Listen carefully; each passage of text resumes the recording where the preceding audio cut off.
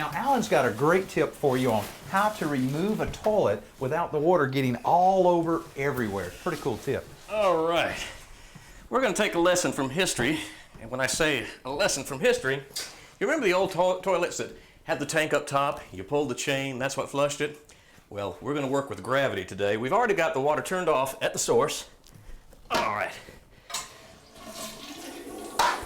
We're going to let all the water drain out of the tank, which means you want to hold the handle down the entire time. Now, here's the problem. We're getting ready to pull this toilet, but while we've got all the water out of the tank, there's still water in the bowl. So here's what we're going to do. I've got a bucket of water with me, and just like the old-timey toilets, we're going to pour it, lift up, and watch this. This is really cool. Pushes a lot of that water out. This toilet's ready to pull.